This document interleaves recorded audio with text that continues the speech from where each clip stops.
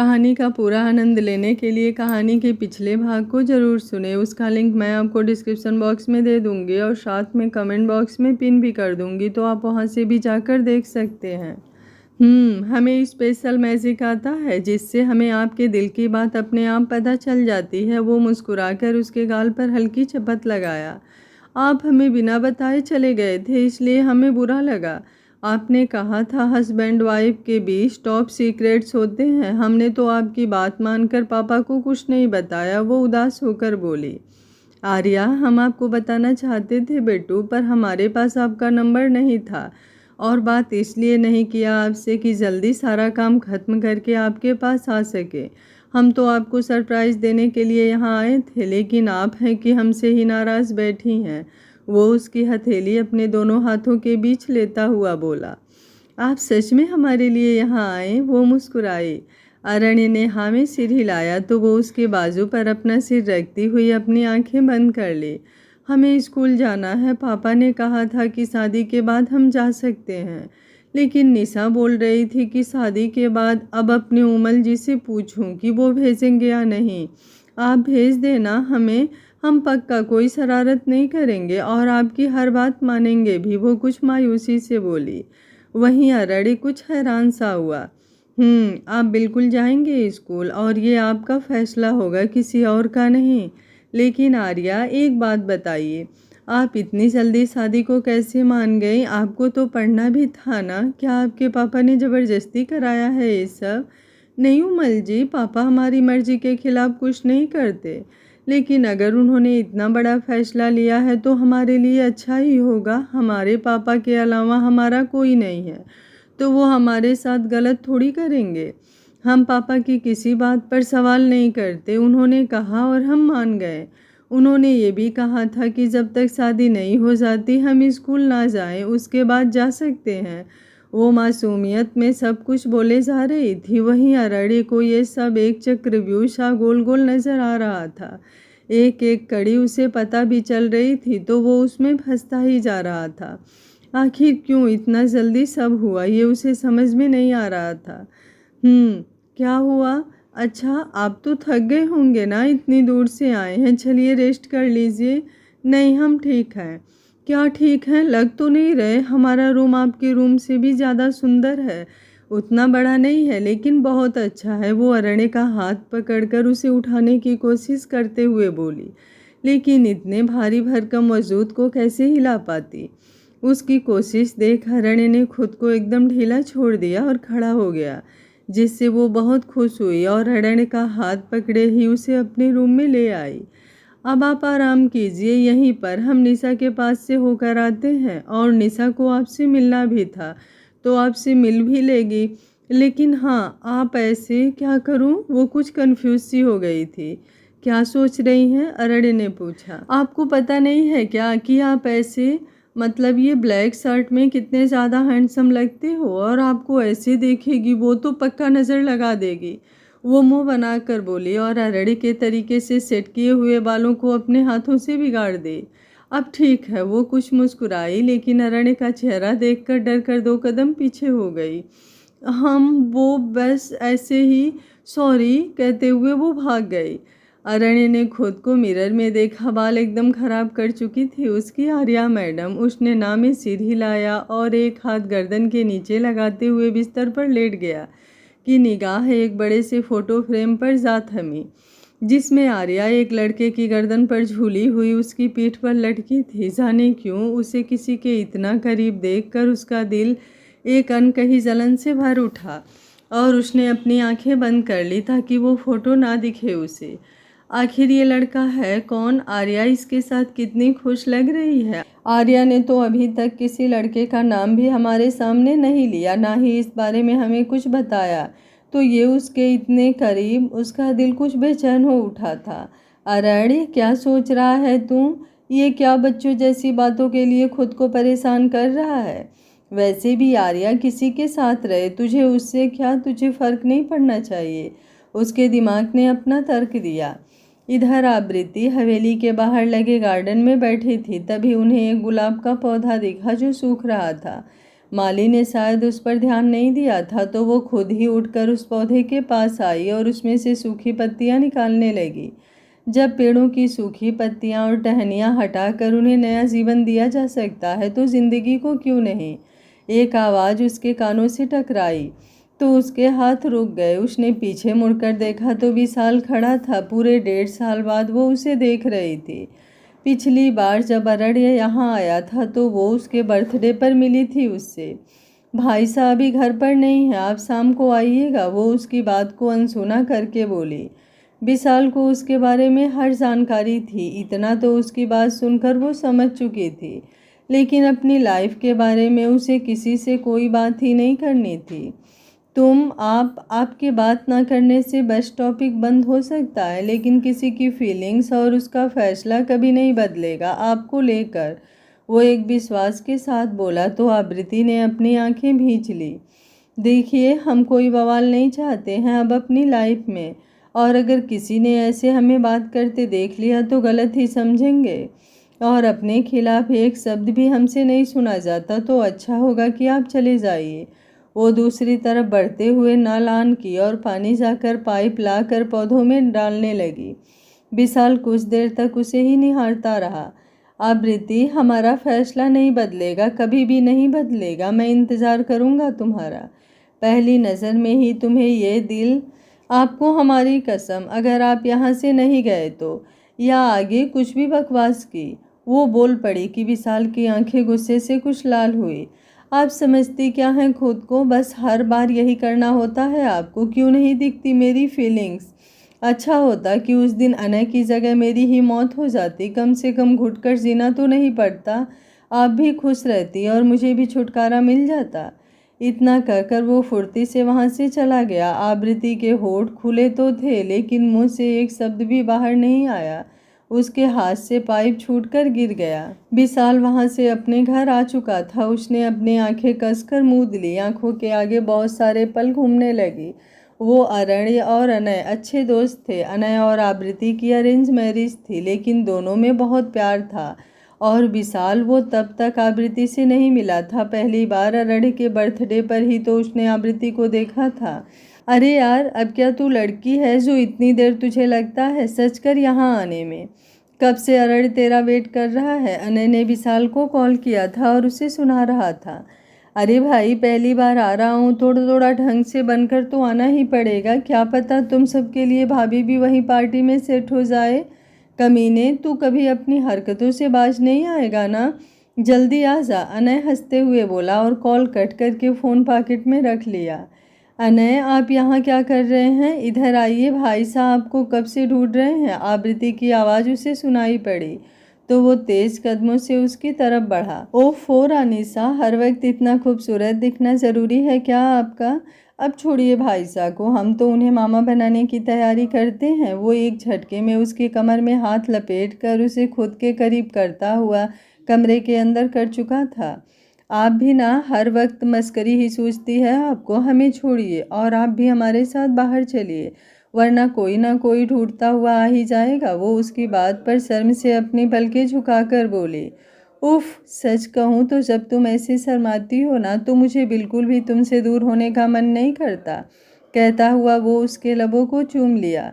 थोड़ी देर बाद वो उससे अलग हुआ।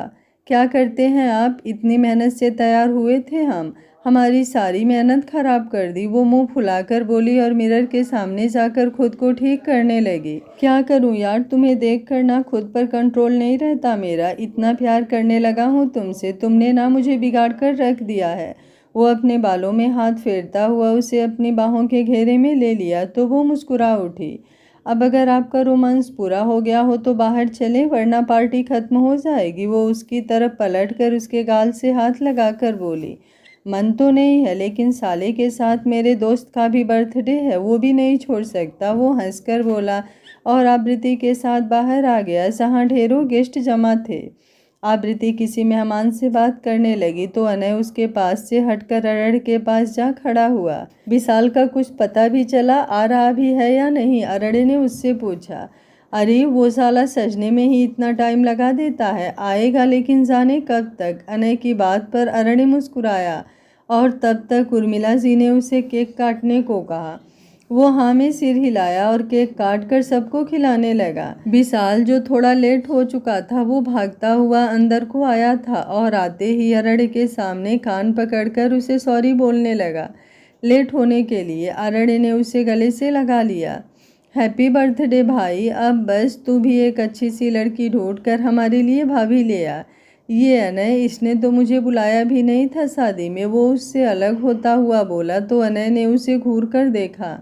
कमीने, तेरा आता पता भी रहता है कुछ? एक तो हर महीने तेरे नंबर चेंज होते रहते हैं और उस टाइम तो तू शहर में भी नहीं था, अपने नानू के श्राद्ध में गया हुआ था। अनय उसकी बात का जवाब देते हुए बोला। अरे ये सब छोड़, पहले भाभी से तो मिला। विशाल के कहने पर अनय ने इधर उधर नज़र घुमाई लेकिन उसे आकृति कहीं दिखाई नहीं पड़ी। यार अभी तो यहीं थी, कहाँ चली गई ये लड़की? अनय बड़बड़ाया। बुआ सा के साथ होगी, अभी तो उनसे ही बात कर रही थी, अरण्य ने कहा। कोई बात नहीं, अब तो मुलाकात होती ही रहेगी, विशाल ने मुस्कुरा कर कहा।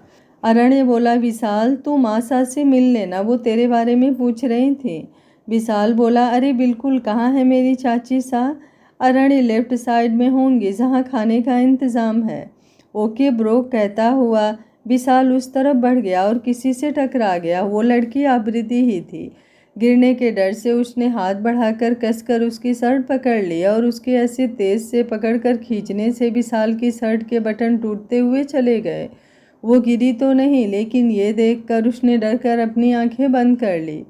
Sorry, I am really sorry, वो मासूम सा चेहरा बनाकर बोली। लेकिन विशाल, उसे तो उसकी आवाज़ ही सुनाई नहीं पड़ रही थी। नजरें इस कदर उसे देखने लगी थी। टमाटरी लाल रंग का गाउन उसके गोरे रंग पर बहुत ही फब रहा था और बालों को कर्ल करके खुला छोड़ा था। माथे पर एक छोटी सी काली बिंदी और सुर्ख से होठों पर लाल रंग की लिपस्टिक। माथे पर दाईं और एक छोटा सा काला तिल जो काले टीके की तरह उसको नज़र लगने से बचाने के लिए ईश्वर ने खुद ही लगा दिया था। हेलो, क्या देख रहे हैं? वो उसकी गहरी नज़रें खुद पर महसूस करके कुछ असहज होती हुई बोली तो विशाल ने झेप कर अपनी निगाहें हटा ली। आकृति वहाँ से चली गई और विशाल उसमें ही खोया हुआ अपनी धड़कनों की तेजी महसूस कर अपने दिल पर हाथ रख लिया। लगता है मिल ही गई तुझे भी तेरी ज़िंदगी। क्या इससे भी खूबसूरत कोई हो सकता है जिसको देखने के बाद पल के झपकाना ही भूल जाएं? बेटा, किससे पिट कर आ रहा है और ये क्या हुलिया बना लिया है अपना? उर्मिला जी उसके पास आते हुए बोली तो विशाल ने खुद को देखा। उसकी शर्ट के ऊपर के 3 बटन टूट चुके थे। उसने अपनी आंखें भींच ली। चाची साहब, वो अभी एक जगह दरवाजे में फंसकर गिर गया था तो ये हो गया। वो कुछ भी ऊट पटांग बोल गया। तुम बच्चों की बातें तो कभी कभी हमें भी समझ में नहीं आती। आइए, हम आपको अरण्य की कोई शर्ट देते हैं, आप वो पहन लीजिए। अगर ऐसे घूमेंगे तो गार्ड्स धक्के मारकर आपको बाहर निकाल देंगे। वो हंसती हुई बोली तो विशाल को भी हंसी आ गई। विशाल उनके साथ अरण्य के रूम में जाने लगा कि अंकेश जी ने किसी काम से उर्मिला जी को बुलाया। विशाल बेटा, अरण्य का रूम तो आपको पता ही है, आप जाकर चेंज कर लीजिए, कहकर वो चली गई। वहीं विशाल अरण्य के रूम में आया और उसकी कबर्ड से शर्ट निकाली, फिर अपनी शर्ट उतार कर बेड पर रख दी। अभी वो शर्ट पहनने ही जा रहा था कि आकृति वहाँ आ गई। तुम तो हमें ढंग के इंसान लगे थे, लेकिन हमारे भाई की रूम में उसके कबर्ड को खोलकर क्या करने जा रहे थे? कहते हुए उसकी नज़र जैसे ही विशाल की नेक की अपर बॉडी पर पड़ी तो वो झट से पलटकर खड़ी हो गई। तुम्हारी ही मेहरबानी को ठीक करने आया था, चोर नहीं हूँ कि चोरी करने लग जाऊँगा। कहते हुए उसने जल्दी से शर्ट पहन ली और आकृति के सामने जाकर खड़ा हुआ। चोर नहीं है, फिर भी ऐसे किसी के घर के किसी की कबर्ड खोलना भी गुनाह ही है, वो तुनक कर बोली। अरण्य दोस्त है मेरा और चाची सा ने ही मुझे यहाँ भेजा था चेंज करने के लिए, वो उसकी बात का जवाब देते हुए बोला। 1 मिनट, आप अरण्य भाई साहब के दोस्त हैं? मतलब अनय जी के दोस्त? विशाल हैं आप? वो बोली तो विशाल ने हैरानी से उसे देखा। हम अरण्य भाई साहब की बहन और आपके दोस्त अनय की इकलौती बीवी। अनय कब से आपका ही इंतज़ार में थे, मिले आप उनसे या नहीं? वो खुश होकर बोली, लेकिन उसके शब्द किस हद तक विशाल को चुभ चुके थे इसका अंदाज़ा उसे नहीं था। अरे अनय भाई, मैं चलता हूँ, फिर मुलाकात होगी, कुछ काम आ गया है इसलिए अभी जाना पड़ेगा, विशाल दोनों के पास आता हुआ बोला। वैसे भी एक ही पल में उसने जाने कितने सपने संजो लिए थे आवृत्ति के साथ, और फिर जब सच का पता चला तो जैसे उसे अपने अंदर कुछ टूटा हुआ महसूस हो रहा था। वो चाहता था अब वो आवृत्ति के सामने ना पड़े तो ठीक होगा। हाँ, ये सही है, सबसे बाद में आया और सबसे पहले भागा जा रहा है। कितने दिनों बाद तो हम तीनों मिले हैं, उसमें भी अगर तेरे पास टाइम नहीं है तो तू आज के बाद हमसे कभी बात मत करना, अरण्य नाराज होता हुआ बोला। विशाल बोला, अरण्य तू समझने की कोशिश कर। अरण्य बोला, हमें कुछ नहीं समझना, हमने बोल दिया, एक बार तो बोल दिया। विशाल ने अब बेचारगी से अनय की तरफ देखा। अनय ने भी उससे नजरें फेर ली। अच्छा ठीक है, कहीं नहीं जा रहा, आज की रात यहीं रुकूंगा अपने भाइयों के साथ, अब मुंह मत फुलाओ दोनों। वो मुस्कुराकर बोला तो अरण्य और अनय दोनों के फेस पर स्माइल आ गई और दोनों ने उसे हक कर लिया। भाई साहब, अनय जी चलिए खाना भी खा लीजिए, लगभग सारे लोग खा चुके हैं, आवृत्ति वहाँ आते हुए बोली। अरे आवृत्ति इधर आओ, कब से तुम्हें मिलने को बेचैन था, मेरा ये दोस्त। वो विशाल की तरफ इशारा करता हुआ बोला और आवृत्ति को साइड हक करता हुआ उस पर अपनी बाजुएं लपेट ली। हम मिल चुके हैं इनसे, ये विशाल जी हैं ना? आवृत्ति के कहने पर अरण्य और अनय दोनों ने उसे हैरानी से देखा। अरे हमारा मतलब, कहते हुए उसने पूरी बात बताई तो दोनों को जाकर तसल्ली मिली। तो कैसी लगी मेरी क्यूटी, मेरी लाइफ लाइन? अनय ने मुस्कुराकर आवृत्ति के गाल खींचते हुए कहा। बहुत ही प्यारी जोड़ी है दोनों की, तुम्हारा प्यार यूं ही बना रहे, किसी की नज़र ना लगे, वो खुद को संभालता हुआ बोला। कितना मुश्किल होता है ना, सब कोई दिल को पहली ही नज़र में भा जाए और उसके सामने ऐसा बोलना पड़े, उसे किसी और के साथ देखना पड़े। लेकिन वो अपने दोस्त, अपने भाई अनय से बहुत प्यार करता था, इसलिए उसने उन एहसासों को रौंदने की कोशिश करते हुए अपने कदम हमेशा ही अपने दोस्त की तरफ ही रखे। लेकिन नियति को कुछ और ही मंजूर था। वो अभी उन यादों में खोया हुआ ही था कि उसके पास अरण्य की कॉल आई तो उसकी तंद्रा टूटी। उसने एक गहरी सांस भरते हुए खुद को नॉर्मल किया और कॉल रिसीव की। भाई कहाँ गायब हो गया है तू मुझे बुलाकर? मेरे से तो तूने कहा था कि तू आ गया है, लेकिन जब घर गया तो तू वहाँ मिला ही नहीं, उसने कॉल रिसीव करते ही कहा। आराम से सांस तो ले लिया कर, बस वही बताने के लिए तुझे कॉल किया था। दरअसल हम आर्या के घर आए हुए हैं, सुबह ही तो अमेरिका से वापस आए और फिर बाबा साहब ने कहा कि इनसे जाकर मिल लूँ और इन्हें हवेली ले आऊँ तो आना पड़ा। हाँ वो सब तो ठीक है, लेकिन वहाँ का इतना सारा काम तूने बस 2 दिन में कैसे समेट लिया? तू तो वहाँ अपनी खुद की कंपनी खड़ी करने वाला था ना, और जहाँ तक मुझे पता है उसका सारा वर्क भी कंप्लीट ही हो चुका था, तो उसका कैसे क्या किया? मेरी कंपनी अपने सारे आइडियाज़ के साथ जॉन को बेच दी। आर यू इडियट साले, तूने कब से ये सब सोचा था? कितना कुछ था उसमें, तेरा ड्रीम प्रोजेक्ट होने वाला था वो, और तू सब बर्बाद कर दिया, ऐसा कैसे कर सकता है तू? वो उस पर बिफरते हुए बोला। विशाल मेरे भाई इतना गुस्सा नहीं करते, अनय और तुम दोनों को साथ मिलाकर अपना काम आगे बढ़ाने का ड्रीम था हमारा, लेकिन अनय तो बीच सफ़र में ही साथ छोड़कर चला गया। तू अभी यहाँ हमेशा के लिए शिफ्ट नहीं हो सकता था, और हमारा तो सारा स्कोप ही माँ और बाबा साहब ने मिलकर ख़त्म कर दिया। आर्या को हमसे बात कर, उन्हें हमसे जोड़कर। अब जब कुछ बच ही नहीं सकता था तो और कोई रास्ता ही कहाँ था?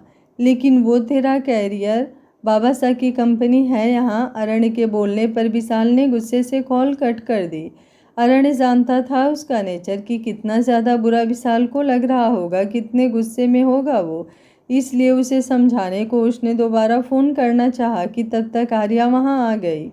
उमल जी हॉल में चलिए, निशा आ गई और पापा भी जल्दी ही आ गए, वो खुश होकर बोली। अरण्य जिसका पूरा ध्यान फ़ोन पर ही था, वो इस वक्त बस विशाल के बारे में ही सोच रहा था। आप चलिए हम आते हैं, वो उसकी बात सुनकर बोला। नहीं आप हमारे साथ चलिए, वो जिद करती हुई बोली। आर्या आपको एक बार में हमारी कोई भी बात समझ में क्यों नहीं आती? हम कह रहे हैं ना कि आप जाइए, हम आते हैं थोड़ी देर में, वो इस बार कुछ तेज आवाज़ में बोली तो आर्या सहम सी गई। आप हम पर चिल्ला रहे हैं? उसने अटकते हुए कहा तो अरण्य ने अपने दोनों हाथों को बालों में फेरा और खुद को शांत करने लगा। आर्या हम बस, वो कुछ कहने को हुआ कि उससे पहले ही आर्या कमरे से बाहर चली गई। अरण्य ने गुस्से से अपना हाथ दीवार पर दे मारा। आर्या जैसे ही हॉल में आई, निशा बोल पड़ी, तू अकेले क्यों आ रही है? जीजू सा कहाँ हैं? तुझे छोड़कर घर चले गए हैं क्या? वो तेरे जैसे फालतू नहीं हैं, उनके पास बहुत सारे काम होते हैं। और हमें छोड़कर क्यों जाएंगे? रूम में हैं, कुछ देर में आ जाएंगे। वो तुनकती हुई बोली। सब ठीक है ना आर्या बेटा? उसके पापा ने उसके चेहरे पर नज़र जमाए हुए पूछा। जी पापा, आप जाकर चेंज कर लीजिए, एनी तब तक सबके लिए चाय बना देगी। वो मुस्कुराकर बोली तो उसके पापा अपने रूम में चले गए। वो निशा के पास जाकर बैठ गई। मैं भी कोई फालतू नहीं हूँ समझी, अपनी पढ़ाई कर रही थी घर बैठकर, लेकिन बस तेरी वजह से यहाँ आई हूँ समझी। निशा उसकी बात पर चिढ़कर बोली। हाँ तो आना ही पड़ेगा ना, तेरे अलावा और कौन है ही जिससे हम सारी बातें बोल पाते हैं। और स्कूल के बारे में तो हमने भी कह दिया था इनको, बस कभी कभी हम अपनी हरकतों से इन्हें गुस्सा दिला देते हैं और फिर हमें डांट सुनकर बुरा लगता है। वो रुआंसी सी बोली। आर्या क्या हो गया? कुछ कहा क्या जीजू सा ने? निशा ने उसकी फिक्र करते हुए कहा। नहीं, हम तुझे नहीं बता सकते, उन्होंने मना किया था ना कि हमारी बातें हम किसी को ना बताएं। वो मासूमियत से बोली। निशा ने उसे अपने गले लगा लिया। तू बिल्कुल भी परेशान मत हो और इतनी जल्दी रोया तो बिल्कुल भी मत कर। मेरी स्ट्रॉन्ग दोस्त है तू, और जीजू सा को आने दो, मैं बताती हूँ उन्हें कि मेरी आर्या को कमज़ोर समझकर बहुत बड़ी गलती कर रहे हैं वो। स्कूल में कितने ही लड़कों की हड्डियाँ तोड़ी है इसने। गुस्सा आने पर उसकी बात सुनकर आर्या खिलखिला उठी और उसकी हंसी पूरे घर में मधुर संगीत सी गूंज उठी। अरण्य कुछ देर बाद सब फ्री हुआ तो हॉल में आया। आर्या एनी के साथ सब्जियां काटना सीख रही थी। लाइए एनी, अब हम काटते हैं, वो उसके हाथ से चाकू लेती हुई बोली। आर्या क्या है आपका? चाकू बच्चों के खेलने की चीज़ नहीं है, आप एनी को वापस लीजिए। अरण्य ने ये देखते ही फिक्रमंद होकर कहा। तो आर्या ने आंखें सिकोड़ी। हम कोई बच्चे नहीं हैं, अब हम पूरे 16 साल के होने वाले हैं अपने इस बर्थडे पर। और इन्हीं कहती हैं कि आर्या हर चीज़ में एक्सपर्ट है, फिर ये काम क्यों नहीं? वो बोली। अरण्य बोला। आर्या हर बात में ज़िद नहीं करते। आर्या बोली। हाँ बस हम जिद ना करें, आप जो अपने मन की ही करते हैं उसका क्या? हमारी दोस्त आपसे मिलने आई थी और आप हैं कि अब आ रहे हैं, जब वो चली गई तब।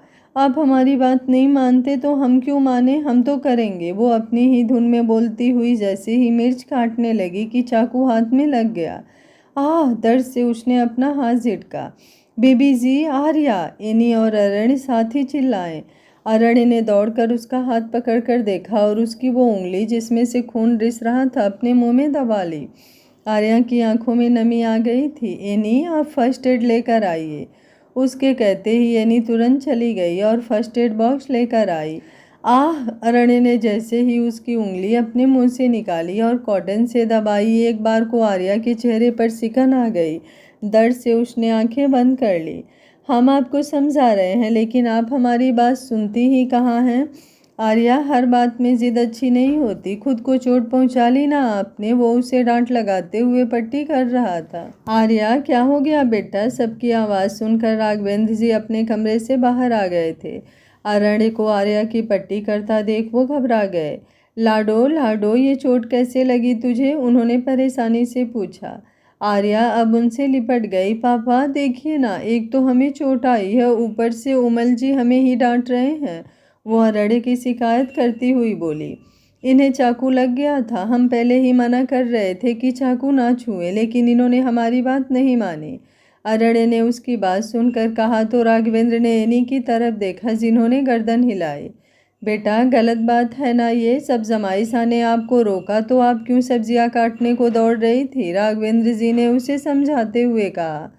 पापा, हमें कोई काम नहीं आता घर का, रसोई का भी काम हमसे होता नहीं, ना ही कुछ बनाना आता है। अगर हमारी माँ आज होती तो हमें कुछ सिखाए होती। वहाँ पर मासा ने हमें इस बात के लिए बोला था कि हमें कुछ भी नहीं आता। शादी के बाद दुल्हन कुछ बनाती है, शायद कोई रस्म होती है, लेकिन हमसे नहीं हो पाया कुछ। यहाँ से जाने के बाद भी हमने कुछ नहीं सीखा तो मासा नाराज हो जाएंगी हमसे। वो भोलेपन से बोलती चली गई। वहीं उसकी बात सुनकर अरण्य ने कुछ गुस्से से आंखें बंद कर ली। उसे तो इन सारी बातों के बारे में कुछ पता ही नहीं था। आपकी मासा भले नहीं है लेकिन पापा भी हैं, और जब तक आपके पापा हैं आपको खुद को तकलीफ़ पहुंचाकर कुछ भी सीखने या करने की कोई ज़रूरत नहीं है। हम बात करते हैं अंकित से। ऐसे कैसे हमारी लाडो के साथ वो बोल ही रहे थे कि उनकी बात बीच में काटता हुआ रणे बोल उठा। सॉरी अंकल जी, लेकिन यहाँ पर जितनी गलती आप हमारे परिवार की गिना रहे हैं उससे कहीं ज़्यादा आपकी ही है। जब जानते हैं कि आर्या अभी इस लायक नहीं है तो क्या जल्दी पड़ी थी आपको इसकी शादी की। आप और बाबा हर बार मजबूरी या परिस्थिति का कह जाते हैं, लेकिन इतनी भी क्या मजबूरी थी कि बिना हमारी शादी के वो ख़त्म ही नहीं हो पाती। ख़त्म तो वो आज भी नहीं हुई है, बस हमारी चिंता कुछ कम हो गई है। आपको हम गलत लगते हैं तो होंगे, लेकिन हमारी आर्या के लिए एक सही फैसला ही लिया है हमने, राघवेंद्र जी ने कहा। हाँ, तो आपके सही फैसले की वजह से चाहे 2 लोगों की ज़िंदगी पिस जाए, उससे किसी को कोई फ़र्क नहीं पड़ता। वो धीमे से बुदबुदाया और फिर आर्या की तरफ एक नज़र डाली जो उन दोनों को ही देख रही थी। आप जाकर तैयार हो जाइए, हमें हवेली के लिए निकलना है और ज़्यादा देर मत लगाइएगा, अरण्य ने आर्या से कहा। उसने गर्दन हिला दी। जमाई साहब थोड़ी देर और रुक जाते, बस खाना बनने ही वाला है, खाकर जाते आप लोग, एनी ने सब्जियों की प्लेट उठाते हुए कहा। आज नहीं एनी, अब तो आना जाना लगा ही रहेगा, फिर कभी ज़रूर खाऊंगा आपके हाथों का बना हुआ खाना, वो हल्का सा मुस्कुरा कर बोला। अरण्य शांति से गाड़ी ड्राइव कर रहा था, वहीं आर्या वो बार बार म्यूजिक सिस्टम पर गाना चेंज किए जा रही थी, लेकिन उसे कुछ पसंद ही नहीं आ रहा था। लास्ट में थक कर अरण्य की तरफ देखा तो वो हल्का सा मुस्कुराया।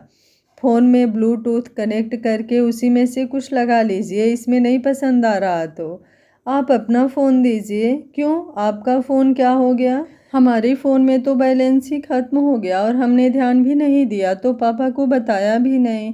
अगर बताया होता तो वो कर देते रिचार्ज, वो बेचारा समूह बनाकर बोली।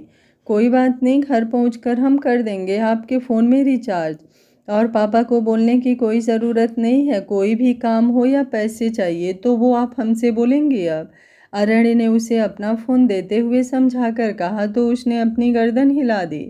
कुछ देर बाद उनकी गाड़ी हवेली के सामने आकर रुकी। अरण्य ने गाड़ी की चाबी ड्राइवर की तरफ उछाल दी और आर्या के साथ अंदर की तरफ बढ़ गया, जहाँ पर उर्मिला जी आरती की थाली लिए खड़ी थीं। उन्होंने दोनों का टीका किया, आरती की और फिर नज़र भी उतारी। आर्या ने अब झुककर उर्मिला जी के पैर छू लिए। सौभाग्यवती भव, सदा खुश रहिए, उन्होंने उसके सिर पर हाथ फिराते हुए कहा। माँ साहब, आयशा कहाँ हैं? वो इधर उधर नज़र घुमाते हुए बोली। अपने रूम में होंगी, उन्होंने जैसे ही कहा वो ऊपर की तरफ भागी। बाईसा और चाची सा से मिलकर आते हैं। पता नहीं कब जाएगा इसका बचपना, इतनी भी छोटी नहीं है लेकिन जिम्मेदारियां नहीं निभाना चाहती, वो मुंह बनाते हुए बोली। अरण्य ने उन्हें हक कर लिया। माँ साहब प्लीज़, अभी आप उसे थोड़ा टाइम दीजिए, आप जैसा चाहती हैं उससे भी अच्छी बहू बनकर वो दिखाएगी, लेकिन उससे पहले आप उसकी माँ बन जाइए। बिन माँ की बच्ची है वो, उसे ज़्यादा कुछ नहीं आता तो आप ही सिखा दिया कीजिए। अरण्य ने बहुत ही आसानी से उनके सामने अपनी बात रखी। और आप जाकर फ्रेश हो जाइए, तब तक हम आपके लिए कॉफ़ी बनाते हैं। उन्होंने अरण्य के गाल से हाथ लगाकर मुस्कुराकर कहा तो वो सिर हिला दिया। आवृत्ति आर्या के आने से खुश थी। आर्या की मासूमियत, उसका बचपना उसे मुस्कुराने पर मजबूर कर देता था और उसके साथ होने से वो काफ़ी हद तक अपना दर्द भूल जाया करती थी। भाई साहब, आपको पता है हमने आपको बहुत बहुत मिस किया है। हम सब ने भी आपको बहुत मिस किया। ये आपकी उंगली में पट्टी क्यों लगी है?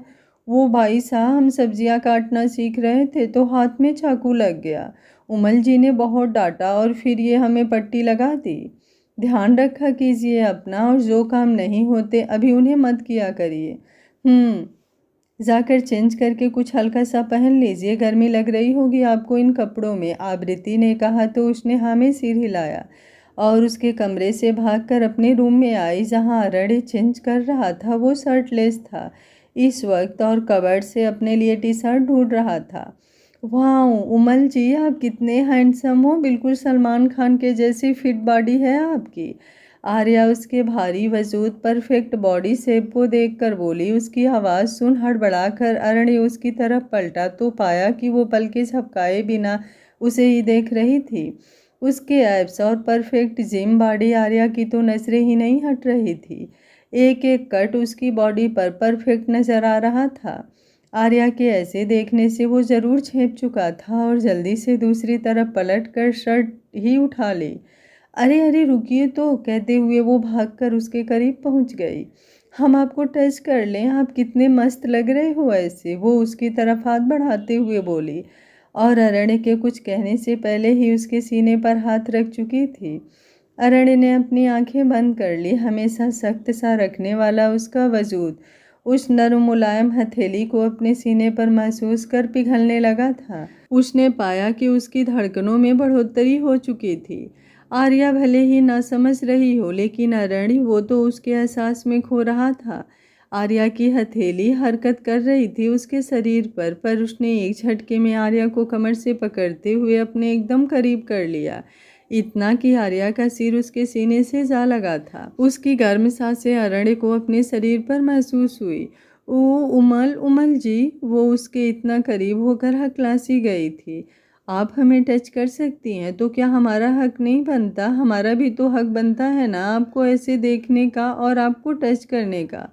वो अपना सिर थोड़ा नीचे करते हुए उसके बिखरे बालों की लटों को संवारता हुआ धीमे से उसके कान में बोला, नहीं, गलत गलत है ये, किसी लड़की को ऐसे देखना। वो उससे दूर होने की कोशिश करते हुए कुछ घबराई सी बोली।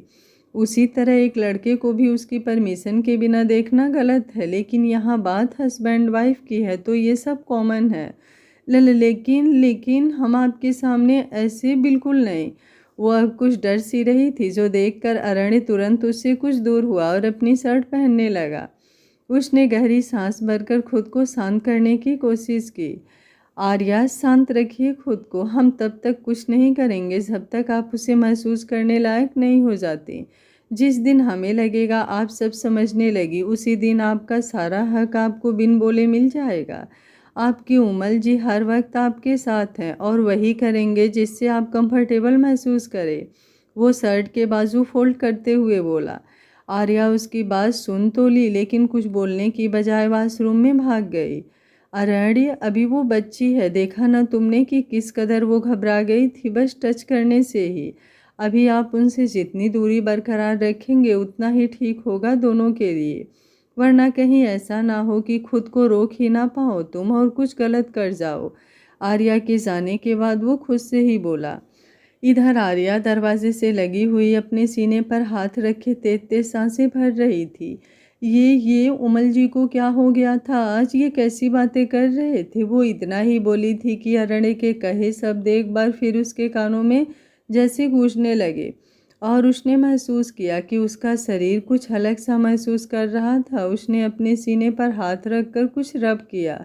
बस बस, कुछ भी तो नहीं हुआ, तुम इतना क्यों उछल कूद कर रहे हो? वो अपनी तेज चलती सांसों को संभालने की कोशिश करते हुए अपने दिल वाली जगह पर हाथ रखकर बोली। वो चेंज कर कर बाहर रूम में आई तो अरण्य वहाँ नहीं थे। उसने उबासी ली और जैसे ही बिस्तर पर लेटने को हुई एक मेड आ गई। आपको मालकिन बुला रही हैं। पर हमें तो नींद आ रही थी। अच्छा चलिए, वो मन मारकर बोली और उसके पीछे पीछे किचन में आ गई। मासा, आपने हमें बुलाया? वो उर्मिला जी से बोली जो वहीं पर थी। सुबह शाम किचन में भी आ जाया कीजिए, उन्होंने कहा। लेकिन हमें तो कुछ आता ही नहीं और उमल जी ने कहा था कि हम किचन में ना जाएं जब तक हमें ठीक से काम करना नहीं आ जाता। वो मासूमियत से बोली तो उर्मिला जी ने उसे घूरा। ज़्यादा जुबान ना चलाइए, उसकी जगह पर हाथ भी चला लिया कीजिए और बिना सीखे कुछ नहीं आएगा। ज़्यादा ना सही छोटे मोटे काम तो कर सकती हैं ना आप? उर्मिला जी के कहने पर उसने हाँ में सिर हिलाया। आवृत्ति के साथ मिलकर डिनर बाहर ले डाइनिंग टेबल पर ले जाकर रखिए, उसके बाद सबकी प्लेट लगाना ये आपका काम है जो सुबह शाम आपको करना होगा, समझी आप? जी जी मासा, वो बोली तो उर्मिला जी बाहर निकल गए। आर्या ने आवृत्ति की तरफ देखा तो वो हल्का सा मुस्कुराई। आर्या अब दाल का बाउल उठाने को हुई कि आवृत्ति ने उसे टोका। भाभी साहब, उसे नहीं, आप ये रोटियां लेकर चलिए, वरना गर्म दाल आपके हाथ पर गिर जाएगी, उसे हम लेकर चलते हैं।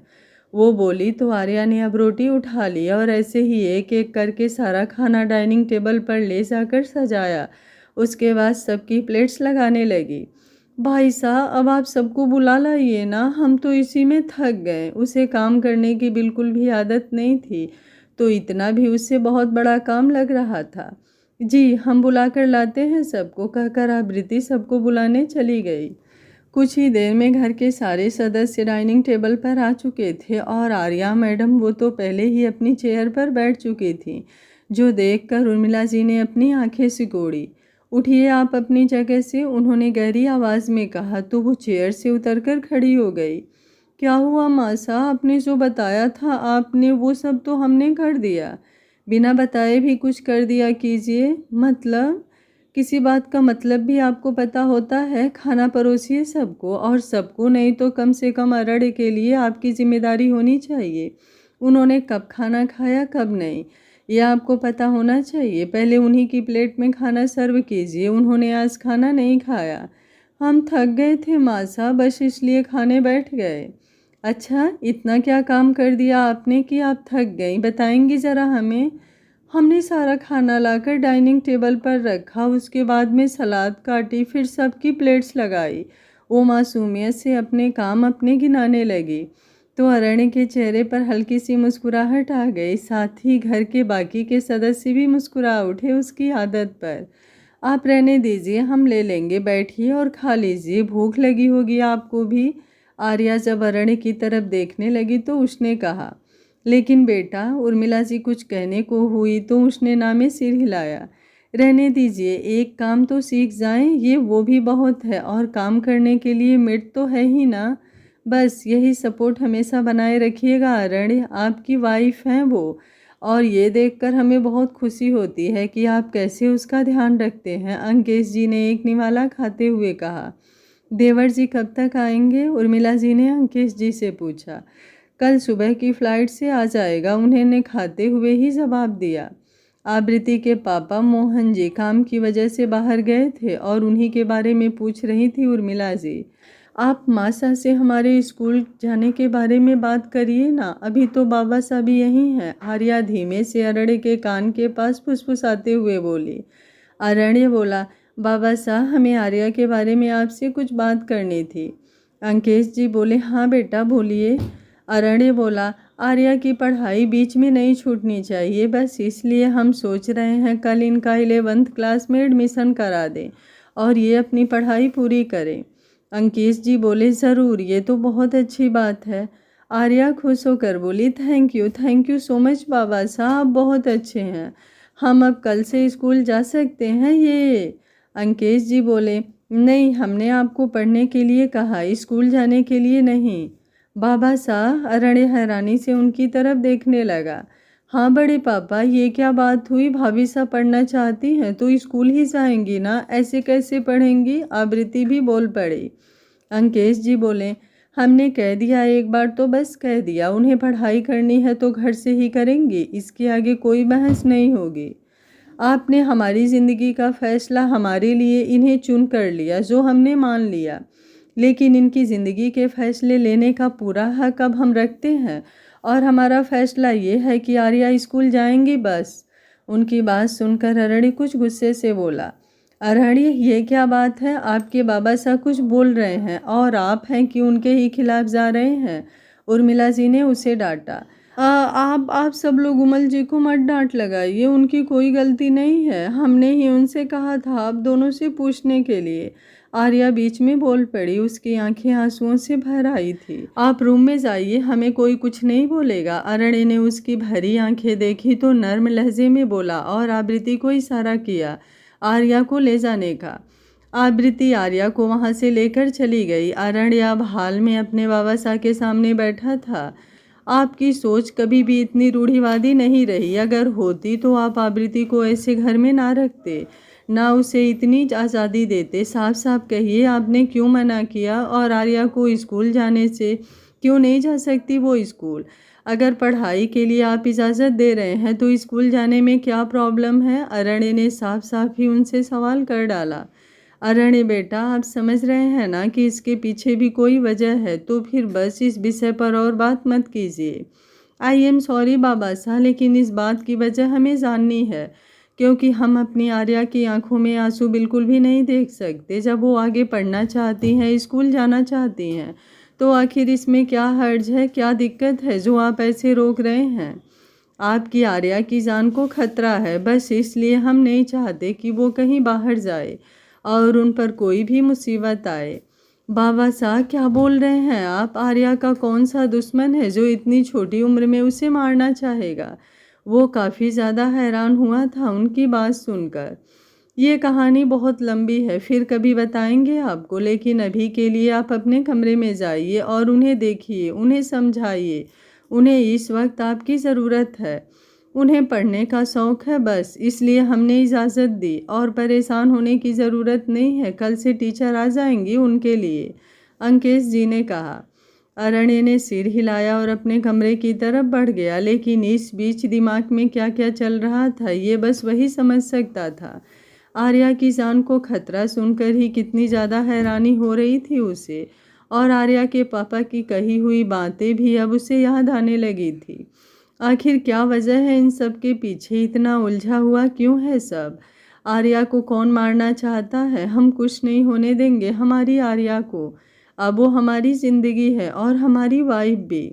उनका रक्षा करना हमारा पहला कर्तव्य है, जिसके लिए हम कुछ भी कर जाएंगे, वो दृढ़ आवाज़ में बोला।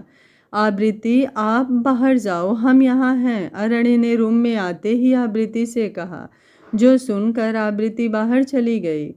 आर्या परेशान सी बैठी हुई थी। अरण्य को देखकर उसने अपनी नज़रें फेर ली, शायद अपनी आंसुओं को छुपाना चाहती थी।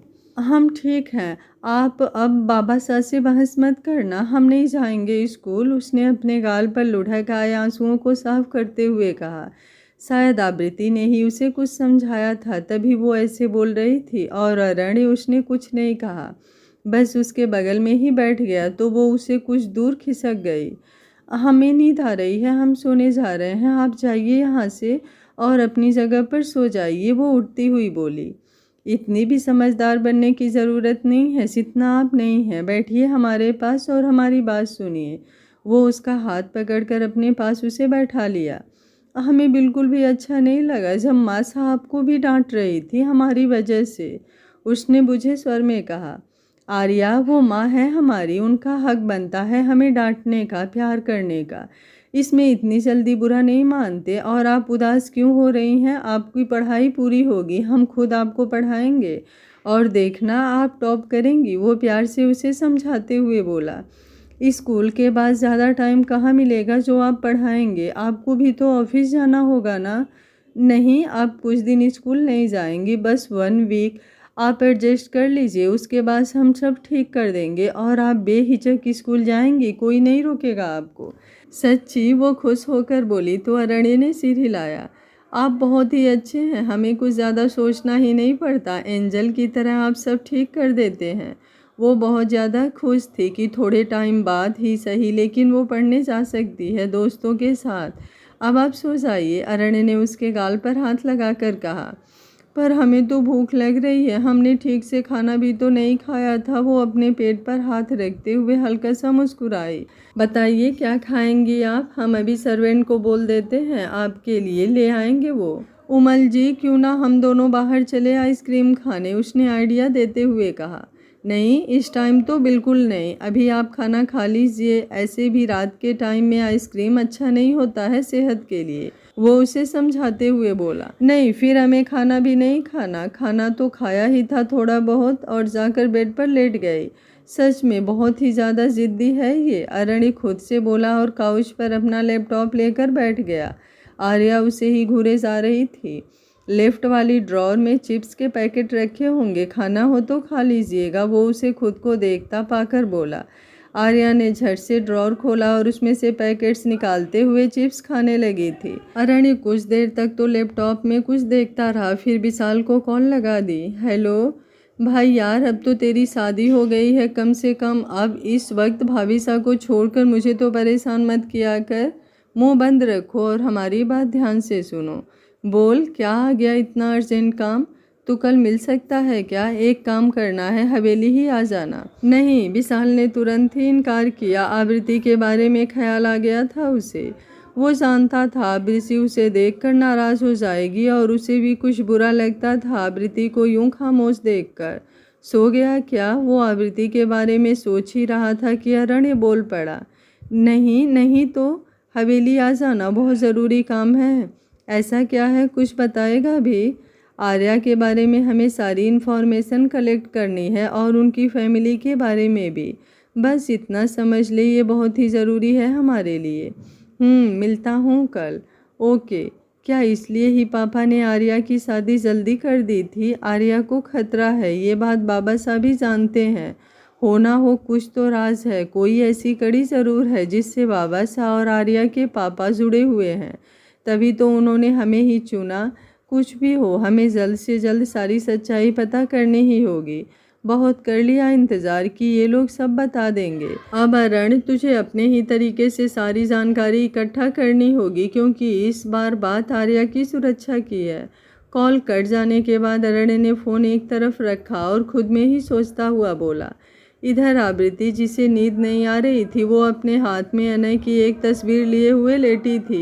कितनी खूबसूरत रात हो जाती है जब हमारी रानी साहिबा हमारा इतना बेसब्री से इंतजार करती थी। अनय अपनी घड़ी खोल कर एक तरफ रखते हुए बोला तो आबृति हल्का सा मुस्कुराई। सब आपकी ही बदौलत है, इतनी आदत हो गई है आपकी, अकेले नींद ही नहीं आती, बस करवट बदलते हुए लेटी रहती हूँ। आबृति बेड से उठकर बैठते हुए बोली तो अनय बेड पर आधा लेट गया। उसकी गोद में अपना चेहरा छुपाते हुए वो उसकी कमर में हाथ फंसा लिया था। और अगर मैं ना रहा तो हमारी रानी साहब को कैसी नींद आएगी? कभी हमेशा के लिए दूर हो गया तो? अनय, वो गुस्से और नाराज़गी से लगभग चिल्ला पड़ी थी। अनय ने अपना सिर ऊपर करके उसका चेहरा देखा। आबृति की आंखों में खारा पानी भर आया था। अरे सॉरी सॉरी मेरा बच्चा, ये सब तो ऐसे ही बोल गया, मैं मजाक था यार। अपनी आबृति के मेरा मैं खुद भी एक पल नहीं रह सकता। वो उसके आंसुओं को अपने लबों से पीता हुआ बोला। आबृति ने उसकी पीठ पर अपनी हथेली कसते हुए उसकी शर्ट को मुट्ठियों में भर लिया था। ऐसा मजाक भी दोबारा मत कीजिएगा, हम आपके बगैर कभी जिंदा नहीं रह सकेंगे। आप तो हमारी दुनिया बन चुके हैं, अकेले रहने की कल्पना भी नहीं कर सकते हम। वो उसको अपने सीने से लगाते हुए बोली। कभी भी नहीं, कहते हुए वो उसमें और सिमट गया। दिन भर सबके सामने खुश दिखने वाली आबृति रात को अक्सर ही बिखर जाया करती थी। उसकी आंखों से निकलते हुए आंसू कनपटी को भिगोते हुए बिस्तर में समा रहे थे। उसने उस तस्वीर को अपने सीने से लगा लिया और चूम लिया। काफ़ी देर तक वो उस पर हाथ फेरती रही। आप हमसे दूर क्यों हो गए अनय? और अब हमें सुकून से आपकी यादों में भी जीने नहीं दे रहे सब। हम थक चुके हैं विशाल जी को समझाते हुए, लेकिन वो हमारे लिए हमारी वजह से अपनी ज़िंदगी बर्बाद कर रहे हैं, जो हमें बहुत बुरा लगता है। वो क्यों नहीं समझना चाहते कि आपकी यादों को भी अगर हमसे छीन लिया गया तो शायद हमारा वजूद ही खत्म हो जाएगा। हम उनकी तरफ अपने कदम बढ़ाकर आपको धोखा नहीं दे पाएंगे, कभी भी नहीं। आप ही समझाइए अब अपने दोस्त को। वो अनय की तस्वीर से बातें किए जा रही थी। इस बार थोड़ा शादी ब्याह का माहौल चल रहा है और लग रहा है इस बार हमारे सारे रिलेशन में सभी की शादियां इस बार ही हो जाएंगी लगन में, इसलिए थोड़ी व्यस्तता चल रही है। उम्मीद करती हूँ आप लोग भी समझेंगे।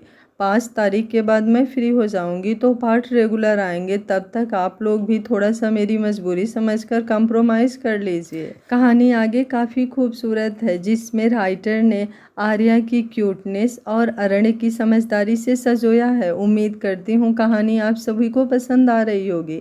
कहानी आप लोगों को कैसी लग रही है कमेंट बॉक्स में अपनी राय देना बिल्कुल मत भूलिएगा। आगे क्या होगा कहानी में जानने के लिए कहानी के साथ जुड़े रहिए और हमसे जुड़ने के लिए चैनल को सब्सक्राइब करना बिल्कुल मत भूलिएगा। ऐसी प्यारी प्यारी कहानियाँ सुनने के लिए थैंक यू फॉर वॉचिंग। मिलते हैं कहानी के अगले भाग में।